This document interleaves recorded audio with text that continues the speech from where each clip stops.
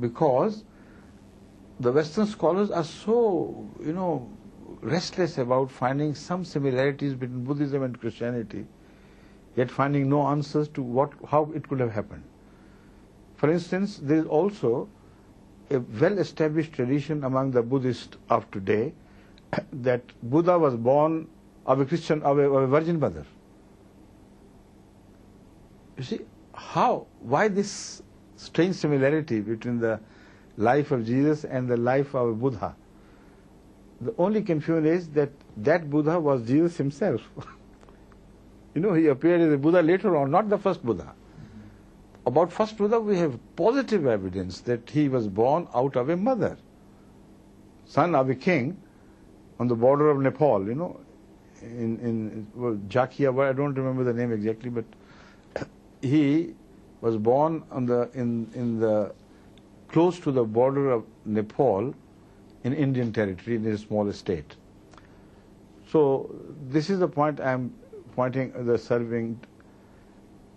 the idea I want you to register, that Jesus Christ came to bring various people together. So he is the joining point of Judaism, Christianity and Islam when he reappears. But with Buddhism as well. So is the Kashmiri community then very much an ecumenical community? Is this it brings together the four of the great religions? The Kashmiri community, first of all, is a very interesting example, a living example of the life of the Judaic people of ancient history. Mm-hmm. Some scholars have written this, noticed this to the extent that, not speaking of the religion, they say, if you want to visualize the way the Jewish women moved around the time of Moses in Egypt, etc., you should visit Kashmir and see the Kashmiri women coming to the Lake Dal with all their empty jars to fill them with grass, with earthen jars to fill them with water, and to carry the water on their head, dressed in the same attire as the Jewish women at that time were dressed. So this, he's a great scholar, established scholar. I don't remember. Find out the name, please, for me. Yes. For the next reference. He says that the similarity is amazing. It leaves no doubt in the mind of a person that originally they are the same people. Mm-hmm. So the Kashmiris would, of course, play a role, I hope.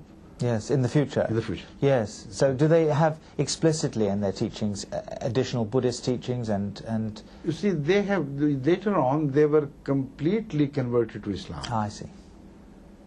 But the Buddhism which was learned from them by the surrounding states and countries, that remained aloof where the message of Islam had not reached.